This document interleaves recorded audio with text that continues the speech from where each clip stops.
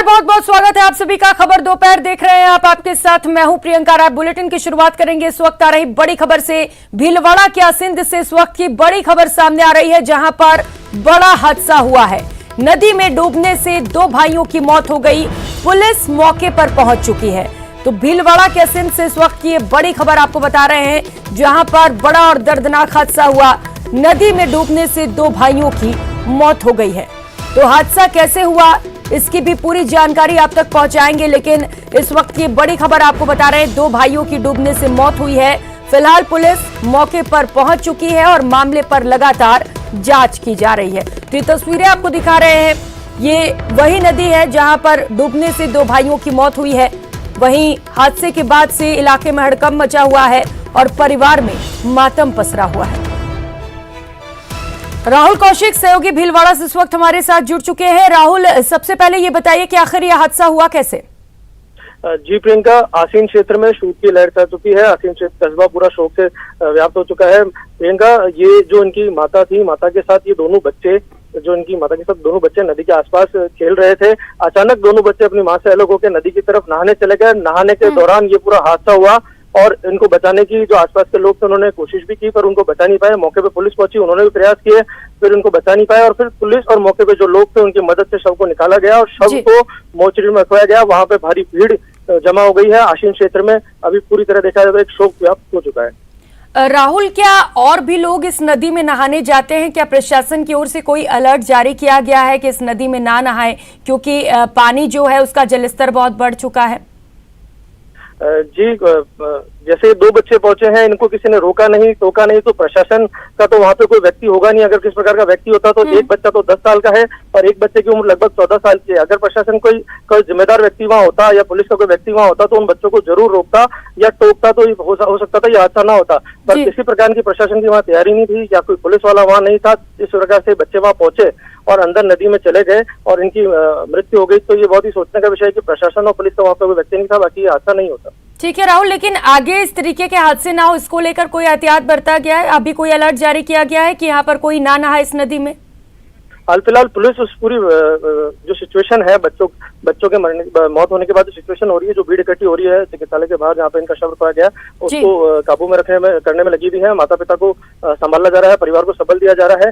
हो सकता है कि जब ये पूरा प्रकरण समाप्त हो जाएगा उसके बाद कोई ना कोई गाइडलाइन जारी की जाएगी, पर अभी तक ठीक है राहुल, बहुत शुक्रिया आपका इन तमाम जानकारियों के लिए।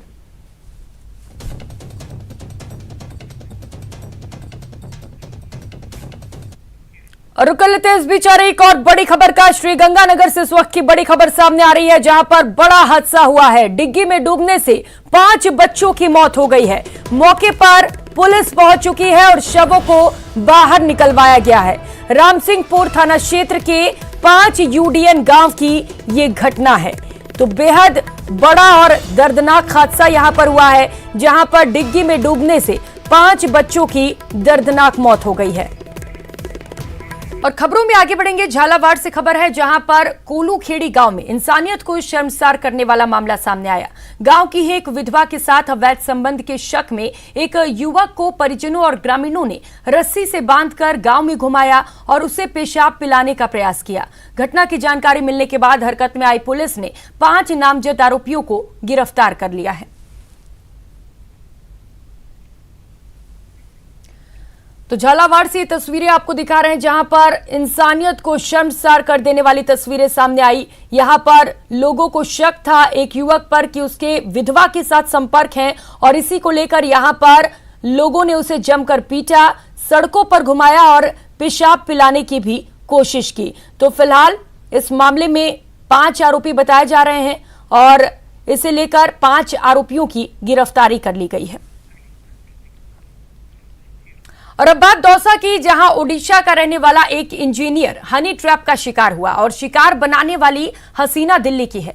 दरअसल पीड़ित रविंद्र कुमार दौसा में दिल्ली मुंबई एक्सप्रेसवे में इंजीनियर है और आरोप है दिल्ली के रहने वाली सुजाता पर हनी ट्रैप में फंसाने का और 10 लाख रुपए अपने अकाउंट में ट्रांसफर कराने का। अब जरा समझिए कि आखिर रविंद्र हनी ट्रैप की जाल में फंसा कैसे। दरअसल रविंद्र की साल 2017 में नेहा नाम की लड़की से शादी हुई थी, लेकिन साल 2021 में प्रसव के बाद उसकी पत्नी की मौत हो गई। वर्तमान में रविंद्र का करीब 1.5 साल का एक बच्चा है और बच्चे के लालन पालन के लिए इंजीनियर रविंद्र कुमार ने शादी की सोची। फिर शादी.com के जरिए दिल्ली की रहने वाली विधवा सुजाता से उसकी मुलाकात हुई। इस दौरान दोनों मिले, सहमति से संबंध भी बने। इसी दौरान सुजाता ने अलग अलग कारण बताकर रविंद्र से अपने खातों में कुल 10 लाख रुपए ट्रांसफर करा लिए। काफी दिन गुजर जाने के बाद भी जब सुजाता शादी के लिए नहीं मानी, तब रविंद्र ने शादी का दबाव बनाया, लेकिन सुजाता ने शादी के बजाय रविंद्र को धमकाना शुरू कर दिया और रेप के झूठे केस में फंसाकर 50 लाख वसूलने की बात कहने लगी। हनी ट्रैप का शिकार हुए इंजीनियर रविंद्र ने बार बार पैसों की डिमांड से परेशान होकर कोतवाली थाने में आरोपी सुजाता के खिलाफ हनी ट्रैप की धाराओं में मुकदमा दर्ज करवाया, जिसके बाद दौसा पुलिस ने मुकदमा दर्ज कर जांच शुरू कर दी। पत्नी की मृत्यु होने के बाद इसने शादी.com पे अपना ऐड दिया था। उसी ऐड के संदर्भ में ये महिला जो दिल्ली की रहने वाली थी, ये इसके संपर्क में आई है। धीरे धीरे इनका संपर्क बढ़ा तो ये इधर उधर दोनों साथ साथ एक दूसरे को समझने के लिए घूमने के लिए गए। धीरे धीरे इस महिला ने इससे पैसे ऐंठना शुरू किया। इससे लगभग 10-12 लाख रुपए ये महिला ले चुकी है। उसके बाद इसने शादी के लिए इनकार कर दिया।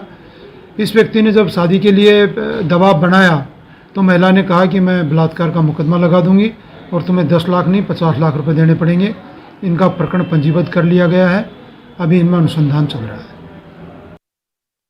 हाईवे अथॉरिटी का एक इंजीनियर हनी ट्रैप का शिकार हुआ है। एक महिला ने शादी का झांसा देकर उससे 10 लाख रुपए ऐंठ लिए और उसके बाद में 50 लाख रुपए की डिमांड की जा रही थी। अब जो पीड़ित इंजीनियर है उसने कोतवाली थाने में हनी ट्रैप की धाराओं में मुकदमा दर्ज कराया है। दौसा कोतवाली थाना पुलिस पूरे मामले की जांच में जुटी हुई है। बताया जा रहा है कि जो पीड़ित व्यक्ति है वो ओडिशा का रहने वाला है और जिस महिला ने उसके साथ दोस्ती की थी वह महिला दिल्ली की रहने वाली है। दरअसल जो इंजीनियर है, इंजीनियर ने शादी.com के जरिए इस महिला से संपर्क साधा था और इस महिला ने शादी की बात कह के 10 लाख रुपए ऐंठ लिए थे। अब ये 50 लाख रुपए और मांग रही थी, नहीं तो दुष्कर्म का मुकदमा दर्ज कराने की बात कह रही थी। बार बार डिमांड से परेशान होकर पीड़ित इंजीनियर ने कोतवाली थाने में हनी ट्रैप का मुकदमा दर्ज कराया है। अब पुलिस पूरे मामले की जांच में जुटी हुई है। आशीष शर्मा, न्यूज़ 18, दौसा। और अब बात राजसमंद की, जहां अमेठ थाना पुलिस ने मंदिरों में चोरी करने वाली गैंग का खुलासा किया। पुलिस ने गिरोह के सरगना समेत 8 शातिर चोरों को गिरफ्तार किया। पूछताछ में इस गैंग ने 9 वारदातें कबूल की हैं। दरअसल पुलिस ने राजसमंद में चोरियों की बढ़ती वारदातों को देखते हुए एक विशेष टीम का गठन किया और फिर इस गैंग को धर दबोचा। इस गैंग ने 9 मंदिरों में आभूषण, नकदी और सामान चोरी के साथ ही एक बाइक और 2 गैस सिलेंडर चुराने की बात स्वीकारी है। सभी आरोपी दिन में मंदिरों की रेकी करते थे और रात में चोरी की घटना को अंजाम देते थे। आरोपी चोरी के पैसे से अपने शौक और मौज पूरे करते थे।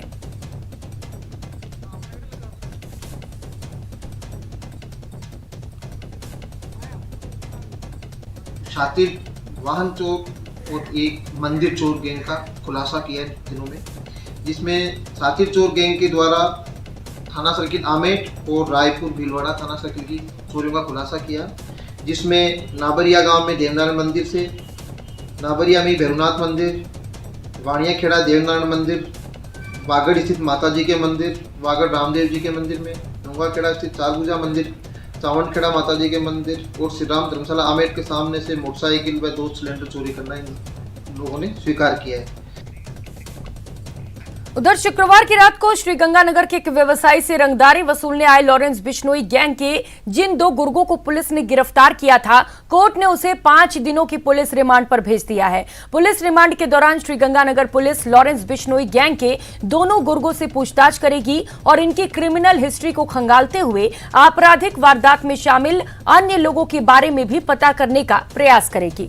आपको बता दें, श्रीगंगानगर पुलिस के हत्थे चढ़ा हनुमानगढ़ जिले के जोड़किया निवासी भेरू राजपूत पिछले कई सालों से लॉरेंस बिश्नोई गैंग के संपर्क में है और उसके खिलाफ कई आपराधिक मामले दर्ज हैं। वहीं दूसरा गुर्गा अमित बिश्नोई है, जो पंजाब के अबोहर का रहने वाला है और पेशे से वकील है। अमित बिश्नोई लॉरेंस बिश्नोई के कजन सचिन थापन का चचेरा भाई है। वहीं श्रीगंगानगर पुलिस की गिरफ्त में आने से बाल बाल बचा आरजू बिश्नोई की तलाश के लिए श्रीगंगानगर पुलिस के प्रयास जारी हैं।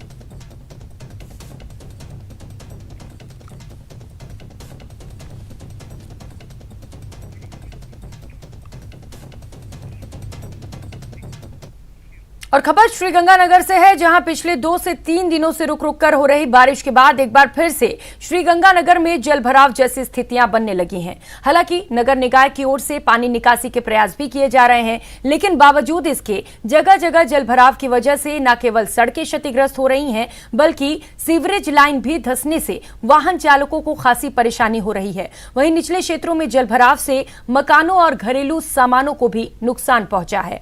मानसून के इस सीजन में जलभराव जैसी स्थितियों का सामना कर रहे स्थानीय वासियों, सामाजिक और राजनीतिक कार्यकर्ताओं से सरकारी इंतजामों को लेकर खास बातचीत की हमारे श्री गंगानगर संवाददाता अशोक कुमार शर्मा ने। प्रदेश के सरहदी जिले श्री गंगानगर में पिछले 2 दिनों से रुक रुक कर हो रही बारिश के बाद एक बार फिर से श्री गंगानगर वासी 15 दिनों पहले देखे अतिवृष्टि के हालातों को याद करते हुए सियर उठे हैं, क्योंकि श्री गंगानगर जिला मुख्यालय सहित विभिन्न मंडियों में जलभराव जैसी समस्याएं पैदा हो गई हैं। साथ ही साथ जलभराव होने की वजह से सीवरेज से सड़कें धंसने की वजह से वाहन चालक भी खासे परेशान हो रहे हैं और जगह जगह पानी भराव होने की वजह से पानी दुर्गंध मार रहा है और जगह जगह मच्छर भी पनपने का खतरा बना हुआ है। यानी कि इस समय सिस्टम लगभग अपने घरों में सोया हुआ है और आम लोग भगवान के ही भरोसे हैं। हमारे साथ श्री गंगानगर के कुछ लोग मौजूद हैं, हम उनसे ही बात करने का प्रयास करेंगे कि आखिर इस समय सिस्टम के क्या हाल है। क्या लगता है भाई जी आपको, क्या सिस्टम है इस समय? सिस्टम क्या था, पानी भरा पड़ा है सारे, देख लो हालात माड़े हैं। कोई काम करने आ रहा है क्या? आप तक पहुंच रहा है कोई काम? कोई नहीं आ रहा अभी तक तो। नहीं पहुंच रहा है। आप क्या कहना चाहेंगे जी? सर, श्री गंगानगर में प्रशासन है ही नहीं। जैसे संजय जी ने बताया वैसे 2 गुट हैं। एक आप एक बात बताएं कि इस समय जो सर्वे का काम कह रहे हैं कि सरकार कह रही है कि सर्वे चल रहा है जो प्रभावित हुए हैं अतिवृष्टि की वजह से, जिनके मकान को नुकसान पहुंचा है, तो क्या वाकई सर्वे तो हो पा रहा है? आप तक पहुंचे हैं लोग? नहीं पहुंचे जी, अभी तक नहीं पहुंचे जी। आपके मकान में कितना नुकसान था जी? मेरे मकान में मेरा सारा बेड, बिस्तर, फ्रिज, वॉशिंग मशीन, मोटर वगैरह और मकान की जो छत है वो सब कुछ टूट चुकी है जी। पशुओं में भी स्किन डिजीज देखी जा रही है, खासतौर से जो गायों में इस समय लंपी स्किन डिजीज चल रही है, वो भी एक अपने आप में बड़ी समस्या है। प्रशासन को वहां भी ध्यान देने की जरूरत है। लेकिन इसके साथ साथ जिस तरह से श्री गंगानगर जिला प्रशासन के द्वारा मानसून से पहले ही नालों की ठीक तरीके से सफाई कर दी जाती या फिर उसका ड्रेनेज प्रॉपर कर दिया जाता, तो श्री गंगानगर वासियों को न तो 15 दिन पहले परेशान होना पड़ता, न आज इसकी महज 20 से 30 मिलीमीटर बारिश में परेशान होना पड़ता। उम्मीद की जानी चाहिए कि प्रशासन के पास अभी भी वक्त है, वो चेते और श्री गंगानगर वासियों को थोड़ी राहत दे। अशोक शर्मा, न्यूज़ 18 श्री गंगानगर। ब्रेक के बाद आप सभी का स्वागत है। खबरों में आगे बढ़ेंगे। उदयपुर पहुंचे रेल मंत्री अश्विनी वैष्णव का जोरदार स्वागत किया गया डबोक एयरपोर्ट पर। जब अश्विनी वैष्णव पहुंचे तो बीजेपी कार्यकर्ताओं ने उनका भव्य स्वागत किया। नेता प्रतिपक्ष गुलाब चंद कटारिया भी इस दौरान मौजूद रहे। केंद्रीय रेल मंत्री गेज ट्रैक का लोकार्पण करने यहां पर पहुंचे हुए हैं। बड़ी सादड़ी से मावली शुरू होने वाली ट्रेन को यहां पर हरी झंडी दिखाएंगे।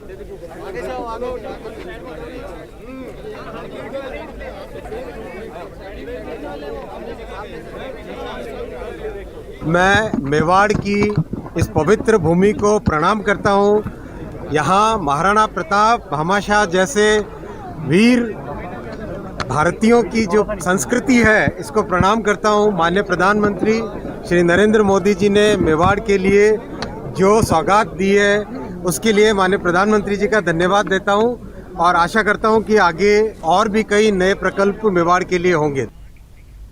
और खबर श्रीगंगानगर से है, जहां पर आर्मी पब्लिक स्कूल के परीक्षा केंद्र पर आयोजित नीट परीक्षा में हुई गड़बड़ी को लेकर श्रीगंगानगर सांसद निहाल चंद ने कहा है कि उन्होंने इस मामले को लेकर केंद्रीय मंत्री मनसुख मांडविया से मुलाकात की थी और केंद्र सरकार ने जिला कलेक्टर और राज्य सरकार से परीक्षा केंद्र पर हुई गड़बड़ी को लेकर रिपोर्ट मांगी है और रिपोर्ट मिलने के बाद परीक्षा दोबारा होगी या नहीं, इस पर फैसला होगा। उन्होंने ये भी कहा कि राज्य सरकार और जिला कलेक्टर के द्वारा जैसे ही केंद्र सरकार को रिपोर्ट मिलेगी, उसी आधार पर परीक्षा में हुई गड़बड़ी से प्रभावित हुए परीक्षार्थियों की परीक्षा दोबारा से ली जाएगी।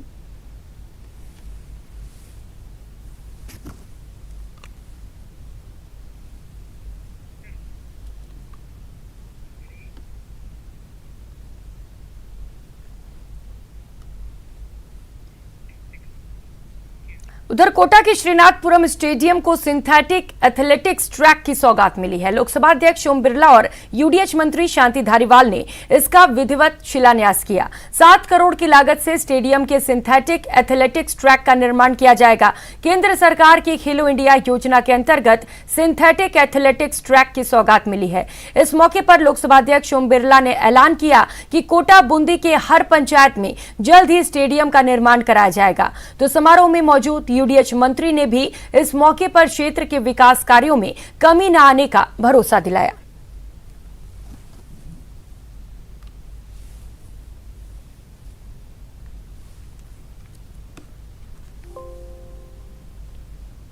खिलाड़ियों की मांग थी, वो बिरला जी ने जो है उसको मंजूर किया है और काफ़ी कुछ अच्छा बनेगा, बढ़िया बनेगा।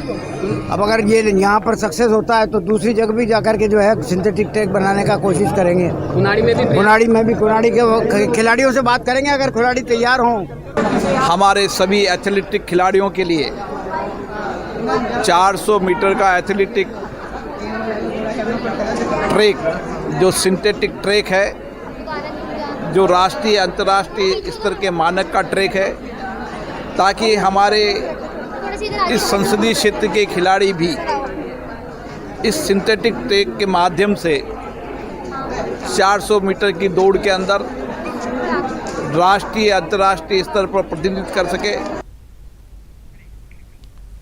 और अब बात टोंक की, जहां मालपुरा में इंटरनेट बंदी है। कांवड़ यात्रा को अनुमति नहीं मिलने के बाद आयोजकों ने कांवड़ यात्रा निरस्त कर दी। प्रशासन के तय किए गए नए मार्ग से यात्रा निकालने के लिए आयोजक तैयार नहीं है। अब इस यात्रा को लेकर सोशल मीडिया पर अफवाह रोकने के लिए इंटरनेट बंद की गई है। कलेक्टर की अनुशंसा पर संभागीय आयुक्त ने 2 दिन के लिए इंटरनेट बंद करने के आदेश जारी किए। मालपुरा में शनिवार को फ्लैग मार्च भी निकाला गया। गौरतलब है कि राजस्थान में बीते कुछ महीनों में कई जिलों में माहौल बिगड़ा है, जिसको देखते हुए सरकार कोई भी खतरा मोल नहीं लेना चाहती।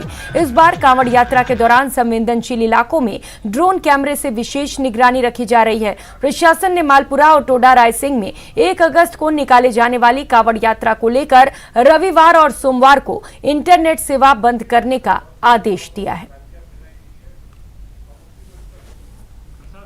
के लिए और पुलिस के लिए कानून व्यवस्था बनाए रखना टॉप प्रायोरिटी है। और वो मार्ग जो है वो पहले भी मीटिंग समाज के सभी वर्गों से मीटिंगें आयोजित करके और 2020 में तत्कालीन जो अधिकारी थे उन्होंने राय मशवरा करके और परिवर्तित किए थे।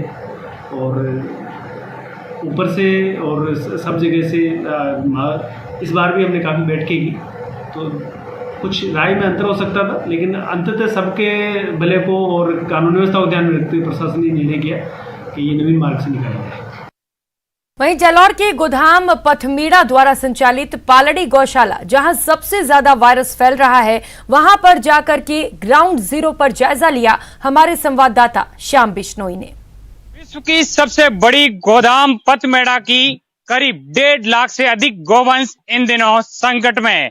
संकट की वजह है इन दिनों गोवंश को लगा नया रोग लिम्पी स्किन को लेकर अब बड़ा संकट पैदा हो चुका है। ऐसे में जालौर जिले के जो पथमेड़ा गोधाम तीर्थ है, वहां की 1.5 लाख गोवंश संकट में है। ऐसे में तकरीबन 500 से अधिक गोवंश की इस बीमारी की वजह से मौत हो गई है, तो 1500 से अधिक गोवंश है वो इससे संक्रमित है। आप साफ तौर से देख सकते हैं कि तमाम जो गौशालाएं हैं वहां पर जो टीमें हैं वो उपचार कर रही है। स्थानीय जो लोग हैं वो इनका उपचार कर रहे हैं, लेकिन इसका अभी तक कोई समाधान नहीं मिला है। गौशाला अपने अपने स्तर पर इसकी व्यवस्थाओं में जुटी हुई है। यहाँ पर मैन जी हमारे साथ है। बाबू जी, किस तरीके का जो ये रोग है ऐसे में गोवंश इन दिनों संकट में? ये बीमारी कहते हैं कि लंपी बोलते हैं। जिस गाय के अंदर फूट जाती है वो तो बचती नहीं है, बाहर फुंसी निकलती वो बच जाती है। वर्तमान में 50-60 गाय बेहोश पड़ी है। अभी तक कोई कार्रवाई हुई नहीं है। चिकित्सक टीमों भी आ रही है, क्या उपचार को कुछ हद तक सफल हो पा रहा है? अभी तक तो मुश्किल है। श्याम बिश्नोई, न्यूज 18 जालौर। दिल्ली के सिविल लाइंस पुलिस स्टेशन पर न्यूज 18 नेटवर्क और ट्रू कॉलर ने दिल्ली पुलिस के साथ मिलकर एक प्रभावी म्यूरल आर्ट का अनावरण किया। आइए देखते हैं कि कला उत्पीड़न जैसे विषय के खिलाफ किस तरह से कारगर साबित हो रहा है।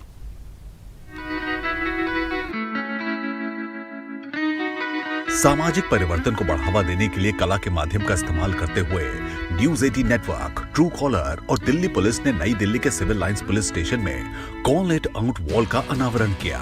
इस म्यूरल आर्ट यानी भित्ति कला की ऐतिहासिक वॉल का उद्देश्य महिलाओं और युवा लड़कियों को उत्पीड़न के खिलाफ कार्रवाई करने और इसकी रिपोर्ट करने के लिए प्रेरित करता है। Our officers and the force is dedicated to provide security to the women. Today this mural art which has been unveiled, and we feel proud to be associated with such initiative by the Truecaller and the Network 18. इस campaign के दौरान जाने माने panelist ने catalysing social action against harassment यानी उत्पीड़न के खिलाफ सामाजिक कार्रवाई को कैसे प्रेरित करे जैसे विषय पर चर्चा की। I would like to invite you to Delhi University. We'll give you the space, we'll give you all the infrastructure and every help. We want girls of our Delhi University to be aware so that, because there's a lot of reporting which comes to me and we have to give them confidence. So it would go a very long way if we organize such a program in Delhi University. आइए उत्पीड़न के खिलाफ एकजुट हों और खुद उस बदलाव का हिस्सा बने जो वाकई हम अपने आसपास देखना चाहते हैं। Call it out because it's not okay. इस बुलेटिन में फिलहाल इतना ही। खबरों का सिलसिला जारी है, आप बने रहिए हमारे साथ। नमस्कार।